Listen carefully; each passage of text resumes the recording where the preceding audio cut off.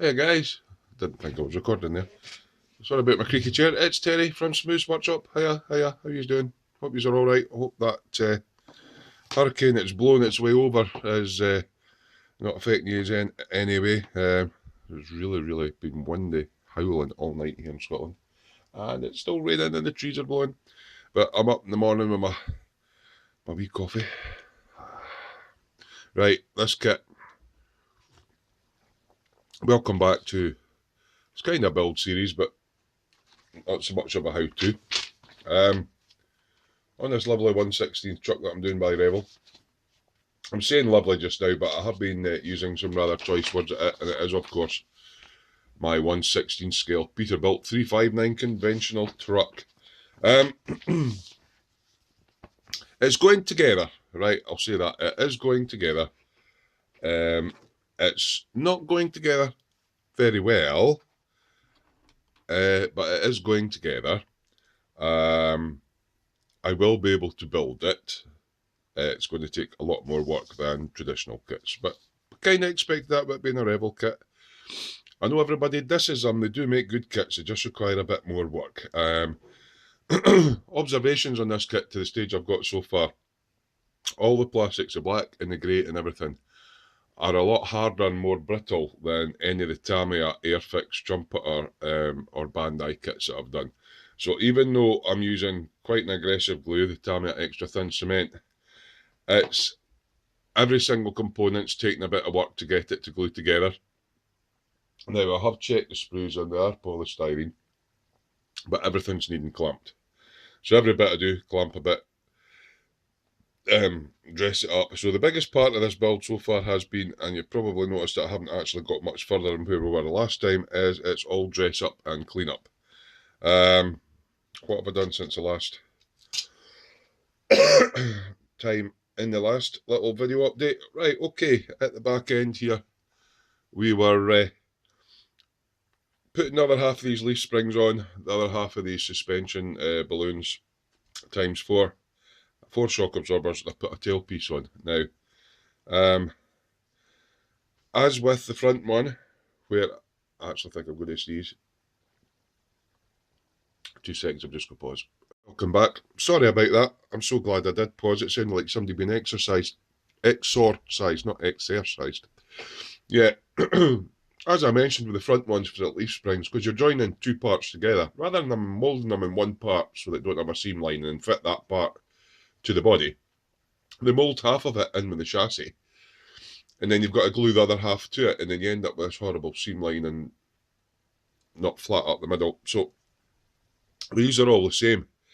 Now I've dressed back a lot of them the best I can, because there's seam lines along everything. I'm not 100% sure what I'll see when the up top on the truck, but I have a feeling that I'll see all these little joints and everything, so a bit more clean up on them. I've actually had to sprue goo. What is sprue goo? Most of you don't know what sprue goo is, but it's basically Tamiya Extra Thin in the bottom of your bottle. Add little bits of sprue until it gets to a nice consistency of just like Tipp-Ex, where it's clinging to the tip but not quite dripping off. Advantages with that is it sands back easy and you can scribe it, and you're actually replacing it, filling it with plastic. So there was quite bad sink marks on that leaf spring and that leaf spring and that and all the joins up the side there. So that's been sprue good, so I can't really do much with that. God, my nose is running and everything. Similarly, these balloons, in 2 parts, there's very faint detail on them, for the bags, balloons, whatever you call them, on either end, and I didn't want to take that detail off, so I've just gently sanded it and I'm going to see what it looks like once the primer's on and take it from there. So been following all the build stages on it as per the instructions, apart from at the front here, told me to take a couple of white parts on these outriggers, which are like the wee flaps at the back of the truck before the cab lifts up, at the back of the wheel arch. I've not done them yet. I'll leave those for a bit. Yeah, and an end piece on the chassis. So it's kind of looking like a truck workshop at the moment because we've got axles and everything up on stands. I did all the front brakes and I went run them through yet. I've done all the back ones and the actuators as well. I haven't glued them together yet because that's a different colour for that bit. So they're all just click fitted in just now. And the fifth wheel on this one, I was hoping that it would actually be hinged. It tells you to glue it. It will move, but it's just a straightforward line and peg, you know. If I had just made it so that it was like a click fit like Bandai or something like that, because this is a bit when the lorry reverses, and if you can imagine there's a pin here for the trailer, and it hooks into there and it lifts up, and away it goes, you know, fifth wheel. The fifth wheel on the lorry does pivot, and for all it would have taken them to let it pivot, you know, I could drill it out and pin it, but, you know. What's quite interesting on this truck, I've never seen that in a British truck, but I might be wrong, it looks like a ratchet system, so you could pull that, lengthen it or shorten it. So that's the fifth wheel. And again, it's going to be like well, I can't remember what colour, I think it's an aluminium colour. My nose is running really badly now for some reason. And it goes roughly about there, from memory. It slots in like that. Obviously it'll get glued. Then the fifth wheel just sits on top of it.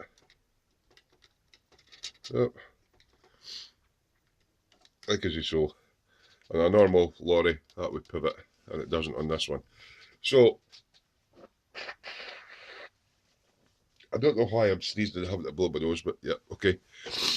So, I've got these all ready to go into the rear diffs. There's two diffs. There's one at the front. I can actually take these clamps off now, so yeah. Everything I'm doing is needing clamped and everything. I've even got some sprue glue on the end of this hub. I understand on these there will be some seams because I think it's the way it's cast anyway when they cast it, and that's a bolt on. But just a wee bit too much of seam lines for me, so they'll all need dressed up. So there's one of those. Obviously they go into the hubs and everything, and they sit. There's the front one. This is all going to fall off. Fifth wheel's going to fall off. They will sit somewhere round about there, and then there'll be drive shafts and everything. So there's two of them. One of them goes up the back. So I've got to dress all them up as the next thing to do. Then once that's done, it's actually telling me to take the rear lights, which have a little bit of depth in them, but not a lot of scope for me pulling wires through. And they have them attached at the back here. So I've got the sprue for the rear lights, but I'm not fixing it just now because I'm going to work out if I can get a nano LED or micro LED, SMD LED in there. And best way to route the cable, because I want to try and light it up, so I'm not putting those on yet. So next stage for me is clean these up, and we'll just click them into place and get the prop shafts all lined up, because if I'm going to be spraying these, it's easier to spray them as an individual item than it is putting. I know you can do it with armour, but a bit easier leaving them off and then sticking them all on. So I've got two axles to clean up, and there's the other one, that's the rear one. As I say, everything that I'm gluing together is having to get clamped and doesn't line up. I mean, a big ridge in it. Is that supposed to be in it? Maybe that's on the real truck. The same one there. So just a wee bit of tidy up. So I've got them to tidy up next. And I'll cut the prop shaft. Actually, that's just a coupling shaft between the two diffs. I'll cut that, make sure it fits, and try them in place and dry fit them and everything. That's the fifth wheel bit that I've done. And then we are on to building the engine. I'm thinking there's a couple of bits I'll need dechromed in that. I'm not sure, but that's kind of where I'm at just now. So I'll go and sand them off and see where we get to. See you in a bit. Yeah, welcome back. Just a little progress report. You can maybe see by the state of my pyjamas here. What I'm having to do in this kit, I've done a little bit more research on this kit. All right, it's been Badger's Revell kit in 2014 with the current graphics, decals on it. It was originally released by Monogram in 1980, so that's 37-year-old kit, which I didn't realise at the time, but anyway, I just thought, that's a truck. So I'll get there with it. I'm not worrying about it. It's just a bit more work than I thought. So yeah, it was brought out in 1980 by Monogram, and then they reboxed it in 2012 with different decals, and then 2014 Revell brought it out. Yeah, so I've actually been at this. Oh, I'm just looking now. Probably a good couple hours. When you last left, I actually sanded all these diffs down, but I've had to sprue goo a few places just due to sinkage. But what's quite surprising is, yeah, see, I've had to sprue goo all that as well. When you think about it, all right, so this kit's made in 1980. No biggie. I mean, there's a lot of vintage kits out there made in 1980. If you like the subject matter, they're not going to spend a fortune retooling them to make a new, better version, are they? They're going to carry on with the ones that they've got. But if you think of the Tamiya kits that they were making in 1980 compared to the quality of, well, this wasn't actually originally made by Revell, it was made by Monogram. Just shows you why everybody's a big fan of Tamiya. So what I'm working on now, I'd hope to be onto the engine, but I'm not. Green paintbrush, that'll do as a pointing stick. So what I'm basically having to do is sprue goo, resculpt, file, with my little diamond files, and sand using various grades of sandy sticks and everything, to actually reshape the parts to make them look like actual components that would be on a truck. Right, you might think I'm going a bit OTT with this, right? But okay, mind I explain about the leaf spring thing? Oh, get it in the shot. The leaf spring thing. Right, so I've still got this side to do. That was sprue good last night. So basically, I don't know if you can make out that white lines there. That's where the sprue goo has filled up.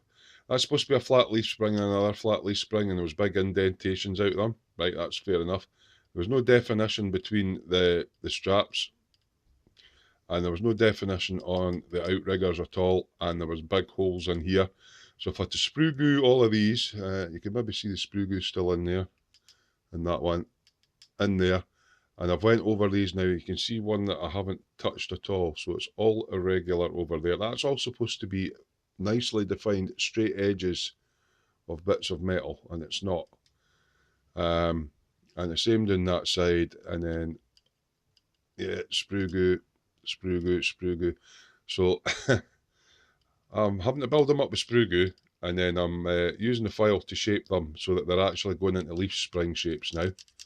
And that's a band that holds the leaf spring shape, and it's actually in the shape of a band. It's not perfect, and then there's clear definition between the outrigger and the next part of the outrigger.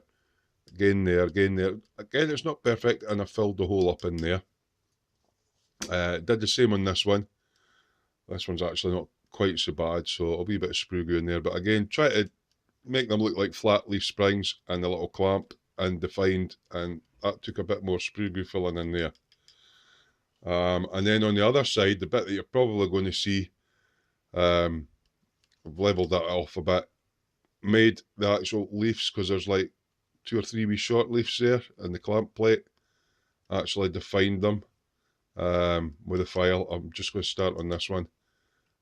Look a bit rough just now, but hopefully when I get some primer on there, because that's a bolt that goes through the middle of the leaves. Yeah, and it's annoying me. But it's taking time, so I'm going to start on this one, and as you can maybe make out, that one's nice and clearly defined. You can see there's a leaf, and the nice straight edges on them. This one hasn't quite got that, because that needs filed. And on the other side, although I did a little bit of cleanup on them yesterday, they're just as bad. So yeah, this one's been dressed up a bit better, and this one just looks, yeah, that's supposed to be straight across there. So that's what I'm filling my time with at the moment. So it's going to be a while before I get on the engine. And it'll be tomorrow for the sprue goes finished on them. So it's not a bad kit. It's a 1980s Monogram kit. So it's going to take some work. I'll make it look lovely though. But yeah, we're kind of spoiled with Tamiya nowadays because, you know, Tamiya were so good back in the 80s and they've got better and better and better. And now other companies are catching them up. Oh, look, there's even a bit. You'll not see it really, but what do you call it? The ejector pin marks there. I need to tidy that one up, but I'll do that when I do all the... You're not going to see that. It's going to be underneath. But yeah, it's going to be a substantial kit when it's finished. Most of the work on this is sanding, reshaping, sprue goo, sand, reshape, sprue goo. Doesn't fit, make it fit.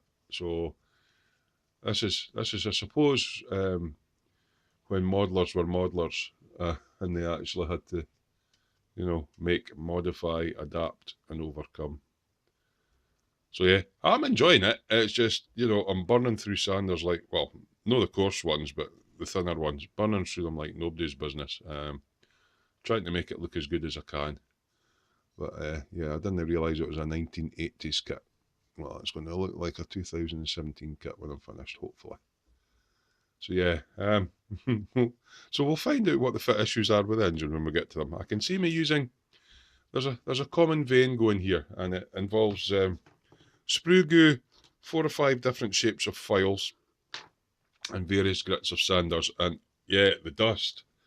This hard plastic, when you sand it, it's really, really dusty. So it actually looks like if you've ever been into a body shop where they spray the cars, and you see the guys rubbing the cat lolly down on the wings, and you see all that white dust on the floor, that's what my floor looks like at the moment. So it's going to all get hoovered and cleaned up before I do any painting on anything else later on. But I'm enjoying the kit, but it's a lot more work than I thought it would be. But then folk are going, oh, but it's a Revell kit. It's not actually. It's a Monogram kit that's been reboxed. So there you go. I was just... oh, another thing. When this goes up, I might have had the answer. The engine, the yellow in the cat engine, this is a question for you guys.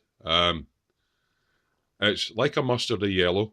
They changed colours. Older ones are one colour and the new ones are a different colour. Now, I know there's a rattle can you can get online and it's an enamel and they actually use it on cat. I don't want to use enamel. I want to use an acrylic or a lacquer-based paint for the cat yellow. So does anybody know if any actual model paint companies make an acrylic or a lacquer paint for the cat yellow? Otherwise, I'm thinking just mixing Tamiya XF3, because it's a mustardy colour I'm going for. It's quite a bright yellow. And mixing it with flat brown and see if I can bring a nice custom tone together. But if you know of an actual paint company, whether it be MIG or anything like that, that actually do a paint for cat, you know how you get Caterpillar tracked vehicles and all that? One that's actually specifically for the job. I don't want rattle cans and I don't want enamels, because I'm going to be doing oil wash effects and that and dirtying the engine up. So if any of you guys know of an actual cat coloured paint, let me know in the comments down below. Yeah, I'm going to cut this off here because I'm just doing quick updates. I've got a bit of an update on this and keep it to about 20 minutes. So I'm still progressing with this. Hoping the next one I'll be starting into the engine. So it'd be nice to know if you can come across a colour for the engine for me. So Terry from Smooth's Workshop, happy modelling!